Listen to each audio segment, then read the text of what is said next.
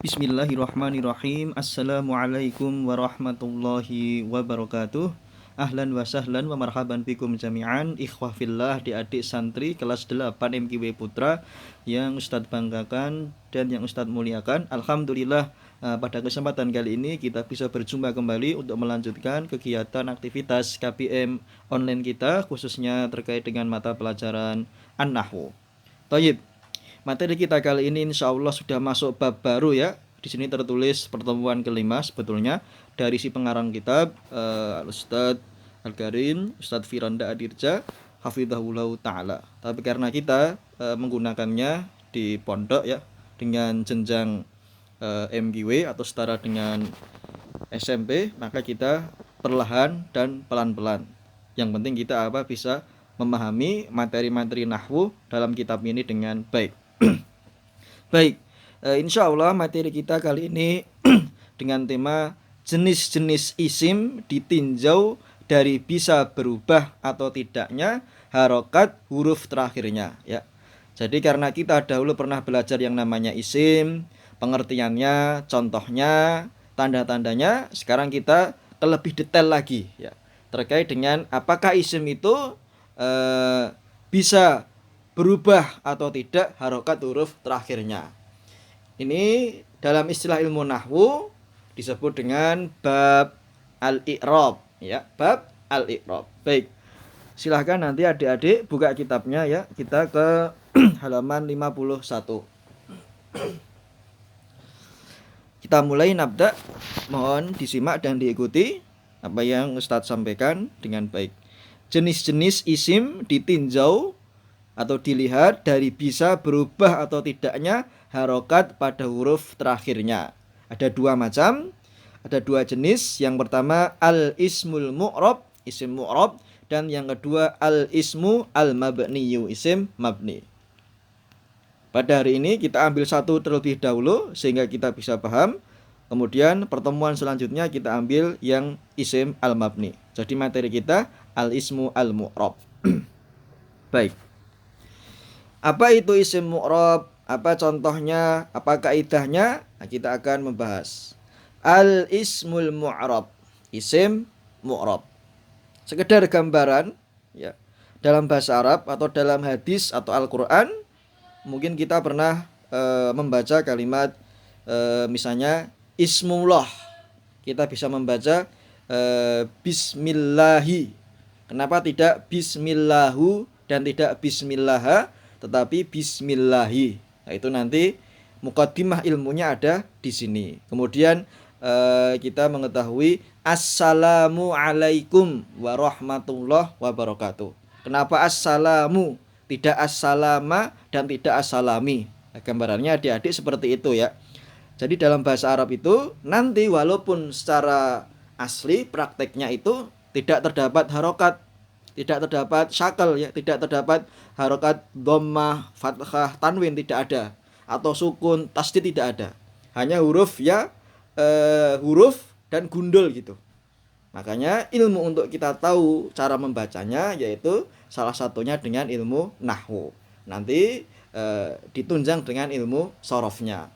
Sehingga walaupun tidak ada harokatnya, tidak ada syakalnya ya, seperti Al-Quran, kita bisa mengerti cara bacaannya. Seperti ini, al-ismu ya. Kenapa al-ismu? Tidak al-isma, tidak al-ismi ya. Kalau dihilangkan sukunnya, harokat kasrohnya, dhammahnya, nanti kalian kalau sudah mahir insya Allah bisa memahami dan mengerti cara membaca kitab ya. Baik, kita ke pengertiannya. Apa yang dimaksud dengan isim mu'rab itu? Isim mu'rab adalah isim yang bisa berubah harokat akhirnya karena sebab-sebab tertentu, karena faktor-faktor tertentu. Yang perlu digarisbawahi ada dua poin. Yang pertama, bisa berubah harokat akhirnya, harokat akhir suatu huruf ya, suatu kata. Contohnya di sini al-ismu, berarti yang berubah di huruf mim. Bisa mu, bisa ma, bisa mi. Kemudian al-mu'rab, kata al-mu'rab huruf terakhirnya ba, berarti yang ba ini bisa dibaca bu, bisa dibaca ba, dan bisa dibaca bi. Nanti untuk pembelajaran sebagai awalan muqaddimah untuk menunjang agar kita paham dengan harokat. Bu berarti dhammah, ba berarti fathah, bi berarti kasroh. Nanti juga bisa bun dhammah tanwin, ban fathah tanwin, bin kasroh tanwin, seperti itu. Harokat syakal itu masya Allah ditentukan dan diberikan oleh ulama-ulama Islam terdahulu. Tujuannya sebenarnya untuk agar bisa membaca dengan baik dan benar Al-Quran, kemudian bisa berdialog atau bercakap-cakap dengan bahasa Arab yang bagus, seperti itu. Kita ulangi, isim mu'rab adalah isim yang bisa berubah harokat akhirnya karena sebab-sebab tertentu. Contohnya, ini contoh ya.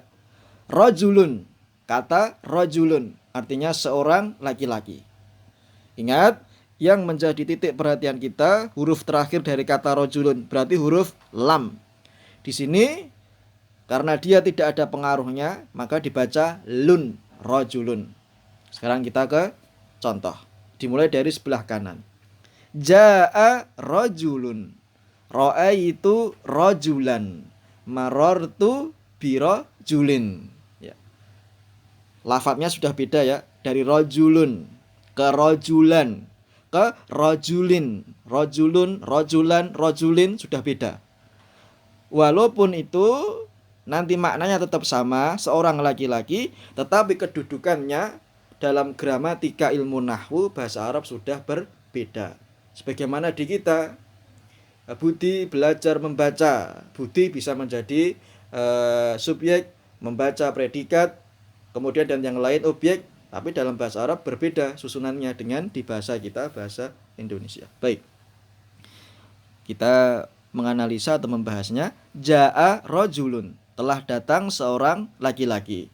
Fokus di kata rajulun huruf terakhir lam, berakhiran lun, dhammah tanwin. Karena kata rajulun kedudukannya sebagai fa'il. Fa'il kita istilahkan dalam bahasa kita yaitu pelaku atau subjek. Seperti telah datang Bapak guru. Nah, Bapak guru berarti dia sebagai fa'il karena sebagai subjek pelakunya. Kemudian yang bagian tengah, ra'aitu rajulan, aku telah melihat seorang laki-laki. Fokus di kata rajulan, huruf terakhir lam, lan, berakhiran dengan tanda harokat fathah tanwin. Karena kata rajulan di sini kedudukannya sebagai objek. Ya. Ra'aitu, saya telah melihat rajulan, seorang laki-laki. Pelakunya siapa? Saya. Kata kerjanya melihat ra'aitu. Objeknya yang dikenai pekerjaan laki-laki itu. Nah, menjadi rajulan, kedudukannya sebagai objek. Kemudian yang ketiga, marartu birajulin. Artinya aku melewati seorang lelaki. Yang menjadi fokus kata rajulin. Kenapa bisa dibaca birajulin? Kok berubah? Padahal tadi yang pertama rajulun, ja'a rajulun. Yang kedua rajulan, ra'aitu rajulan. Kenapa sekarang marartu birajulin? Berakhiran fokus kata rajul, lamnya lin, karena kata rajul didahului oleh huruf jar. Huruf jarnya pernah kita pelajari, diantaranya bi, artinya apa? Dengan. Tapi di sini karena kita belajar bukan harfiah ya, marartu birajulin langsung diterjemahkan menjadi aku melewati seorang lelaki. Dibaca rajulin karena ada huruf bi-nya itu. Kedudukannya sebagai apa? Dia itu nanti majrur bi dalam ilmu shorof. Baik. Maka di sini adik-adik sekalian, karena kita mempelajari ismul mu'rab, yaitu perubahan harokat akhir dalam suatu kata, maka yang kita perhatikan kata. Kemudian kita perhatikan yang kedua huruf terakhirnya. Seperti kata rajul, rajulun, lamnya lun, rajulan, lamnya lan, rajulin, lamnya lin. Dan juga kedudukannya, yang ja'a rajulun sebagai fa'il, pelaku. Yang ra'aitu rajulan sebagai objek maf'ul bih. Yang marartu bi rajulin karena didahului oleh huruf jar. Gambarannya seperti ini ya. Nanti insya Allah kalau kita sudah bisa masuk tatap muka, selesai pandemi ini, insya Allah kita akan belajar mungkin dengan media lebih mudah untuk kita pahami. Karena kita masih dalam kondisi online ataupun daring ya, kita maksimalkan sebisanya terlebih dahulu. Yang penting kita sudah mendapatkan gambaran. Oh, ternyata mu'rob itu isim yang nanti huruf akhir dari harakatnya itu bisa berubah. Karena apa? Sebab-sebab tertentu. Baik. Kemudian di sini ada catatan ya, poin-poin penting ada 2. Yang pertama, i'rab. I'rab adalah perubahan yang terjadi di akhir suatu kata yang disebabkan oleh sebab-sebab tertentu. Misal ya, marartu bi rajulin, dibaca rajulin karena ada huruf bi-nya didahului oleh huruf jarnya. Ya, seperti itu contohnya. Kemudian poin yang kedua, sebab-sebab i'rab lainnya akan diketahui seiring dengan berjalannya pelajaran nahwu ini insya Allah. Jadi nanti kalau kita rajin menyimak apa yang Ustadz sampaikan, yang kita pelajari bersama, ya kita perhatian, kita sungguh-sungguh dan serius, insya Allah akan paham. Yaitu pelan-pelan, bertahap. Ya, tidak langsung harus semuanya paham, tidak, tapi pelan-pelan. Mungkin diulang sekali, 2 kali, bahkan 10 kali, baru nanti paham. Dan setiap santri, saya paham, tingkat pemahamannya berbeda-beda. Mungkin perlu pengulangan, mungkin perlu harus tatap muka ya, mungkin butuh contoh yang baik, ya seperti itu. Tapi kita mohon kepada Allah agar kita dimudahkan untuk memahami pelajaran ilmu nahwu ini, terutama terkait dengan bab al-i'rab. Sampai sini mungkin pertemuan kita untuk adik-adik sekalian. Nanti silahkan dari kalian kalau belum paham, ada kritikan, usulan, saran, masukan, silahkan ditulis di kolom komentar atau langsung disampaikan ke Ustadz. Jangan lupa yang belum subscribe videonya, silahkan di subscribe dan di like.